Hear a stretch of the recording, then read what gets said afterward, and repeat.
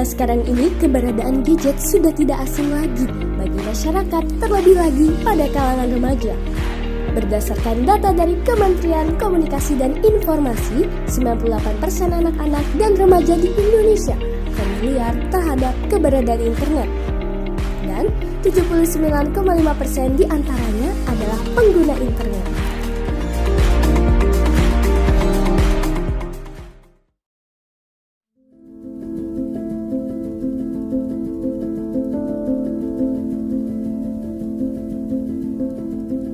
Kelihatannya Siswi mengalami pusing dan mata sebelah kirinya buram. Pemirsa, kecanduan gadget atau gawai pada periode emas perkembangan anak juga menjadi persoalan serius.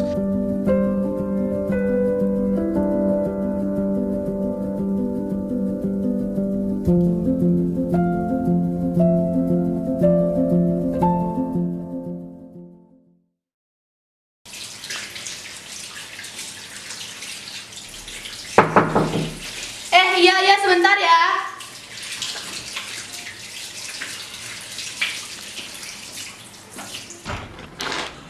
Kiara, ayo sini masuk.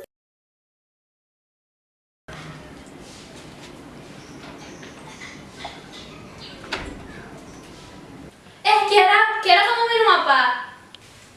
Air putih aja deh. Oh, oke.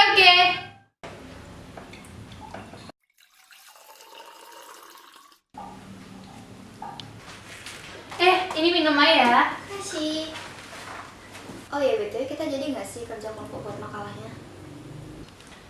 Iya nih jadi. Entar lagi si Agung sama si Bagus dateng kok. Hai guys. Halo Bagus. Loh, si Agung mana? Biasanya kalian selalu berdua. Oh itu, si Agungnya lagi sakit. Oh gitu. Ya udah. Ya udah deh, kita bahas makalahnya yuk. Yuk. Duduk dulu di sini, nggak usah sungkan, ayo duduk.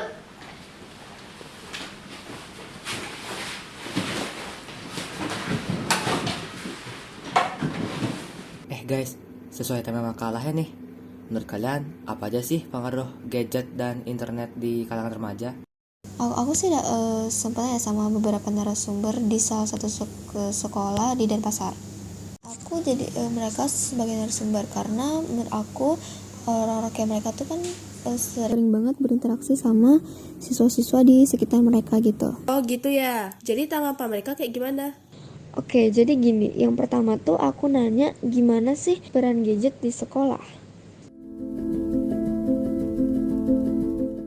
Perkenalkan, nama saya Nurul Putu Resmini, SPD. Saya di sini sebagai guru BK.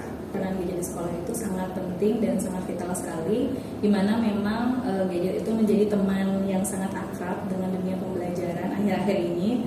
Tentunya pada saat pandemi COVID kemarin, kita kan sangat sering sekali menggunakan gadget sebagai proses pembelajaran secara daring atau online. Jadi banyak guru-guru menggunakan media seperti Zoom, Google Meet, kemudian WhatsApp dan lain sebagainya untuk memberikan proses pembelajaran kepada anak-anak. Nah, begitu kita tatap muka sekarang, kita juga tetap tidak bisa ketinggalan dengan yang namanya menggunakan HP. Jadi karena sudah terbiasa dengan hal tersebut, menjadi lebih praktis ketika guru-guru juga menggunakan Google Form misalnya pada saat melakukan ulangan. Itu juga bisa jadi paperless kan, jadi tidak perlu lagi susah-susah untuk memeriksa karena hasilnya memang sudah keluar.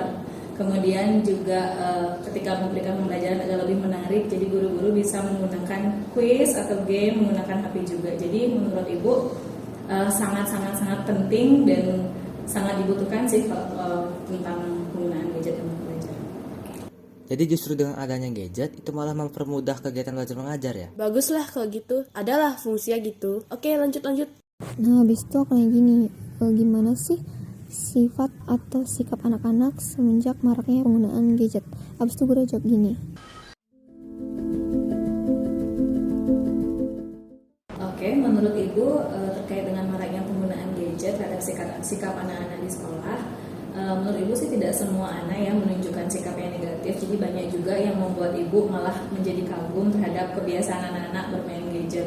Ada yang saya perhatikan atau Ibu perhatikan di sela-sela istirahatnya mereka main game, main PUBG, main Mobile Legends sama teman-temannya. Ada juga yang membuat video TikTok edukatif mungkin sama teman-temannya. Jadi Jadi banyak juga yang akhirnya dari kegiatan mereka tersebut menghasilkan istilahnya prestasi. Jadi banyak yang sudah menyumbangkan medali atau piala ke sekolah dengan mereka memenangkan lomba e-sport dalam bidang PUBG atau Mobile Legends. Ada juga yang berhasil membawa pulang juara video kreatif atau edukatif, membuat konten TikTok dan lain sebagainya. Tapi memang tidak bisa dipungkiri, di sisi lain tetap juga ada beberapa anak yang mungkin mereka belum bisa memilah atau menggunakan gadget secara bijaksana. Jadi mereka tetap istilahnya menggunakan atau mengambil hal-hal yang cenderung negatif. Jadi banyak anak-anak yang ibu perhatikan mulai bahasanya, bahasa-bahasa gaul atau bahasa-bahasa yang dia dapat dari hasil menonton video dan lain sebagainya itu ditiru, jadi belum tentu hasilnya bagus atau hal tersebut bagus. Jadi itu sih yang kadang membuat jadi ini ada pada negatifnya dari anak-anak sering menonton konten-konten atau video-video di YouTube atau mungkin di Instagram, TikTok dan lain sebagainya. Ya sih, aku juga setuju sama narasumbernya. Karena kan ya kita sebagai siswa juga pasti tidak bisa terlepas dari gadget. Tentunya juga gadget kan pasti adalah dampak positif dan negatifnya juga. Aku juga setuju banget. BTW, pertanyaan untuk narasumber pertama cuma lu aja. Enggak sih, aku sempat nanya sampai 3 pertanyaan. Jadi aku ada nanya tentang pengaruh gadget terhadap kegiatan belajar mengajar. Terus gimana jawaban narasumbernya?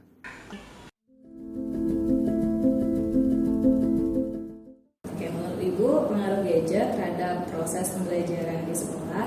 Jadi sebenarnya ada sisi positif dan negatifnya ya. Jadi yang positifnya, jadi anak-anak ketika diberikan tugas menggunakan gadget tuh mereka jadi lebih mudah.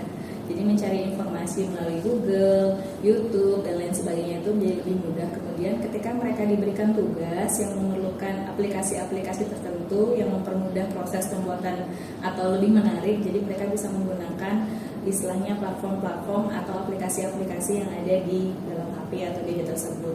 Kemudian sisi negatifnya, jadi banyak anak-anak yang ketika pada proses pembelajaran menggunakan HP, banyak yang terdistract. Jadi misalnya notifikasi WA masuk, jadi mereka balasin WA, jadi tidak konsen terhadap pembelajaran di kelas.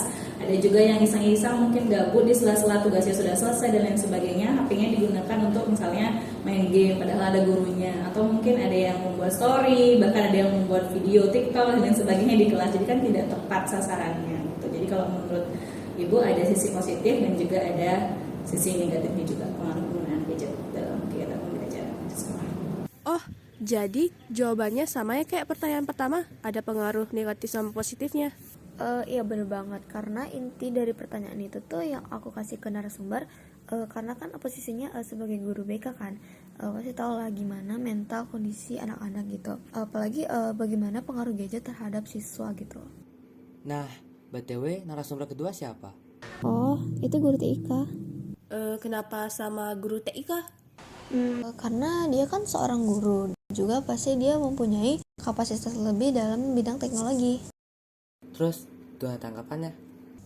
Jadi aku ceritain aja ya sekalian pertanyaan dari awal sampai akhir. Jadi aku hanya 3 pertanyaan. Yang pertama yaitu bagaimana sih peranan gadget dalam kegiatan belajar mengajar. Terus yang kedua aku nanya sudah sampai manakah peranan gadget dalam kegiatan belajar mengajar. Yang ketiga aku nanya ke narasumbernya gimana pandangan narasumber sebagai guru TIK. Terus gimanakah pengaruh gadget di kalangan remaja terhadap kegiatan belajar mengajar di sekolah.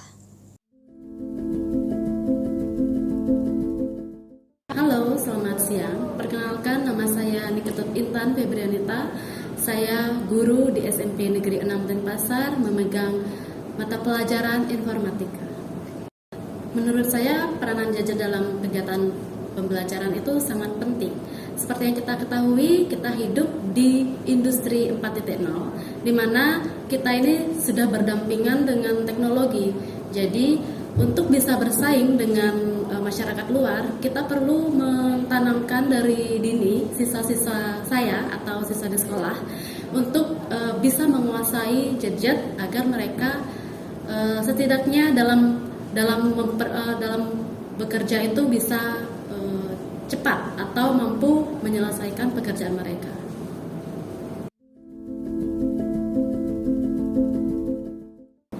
Peran gadget dalam dunia pendidikan itu sebenarnya sudah sangat hampir banyak mengganti kertas. Jadi ada sebutannya kan paperless. Jadi di sana kalau misalnya zaman dulu itu kita ulangan menggunakan kertas, jadi sekarang sudah bisa menggunakan Google Form atau menggunakan fitur website quiz, dan itu bisa dilakukan secara online ya. Tidak hanya kita harus bertemu dengan siswa.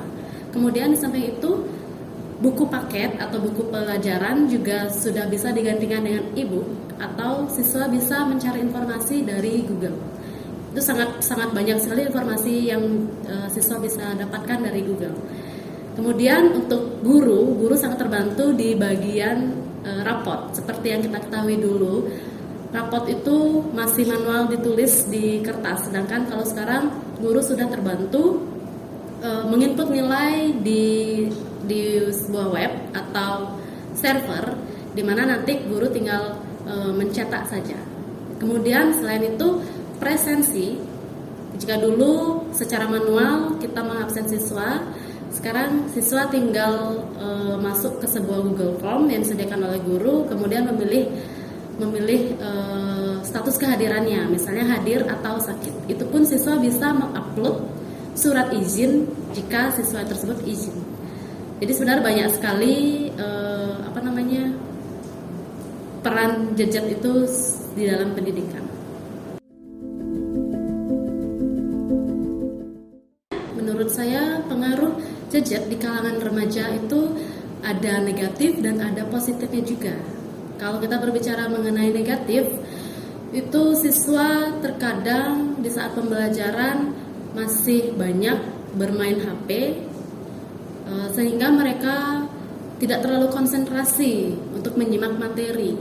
Apalagi mereka berada di usia yang masih labil, sehingga mereka bisa berkomunikasi dengan orang yang lebih dewasa menggunakan bahasa yang tidak semestinya mereka gunakan.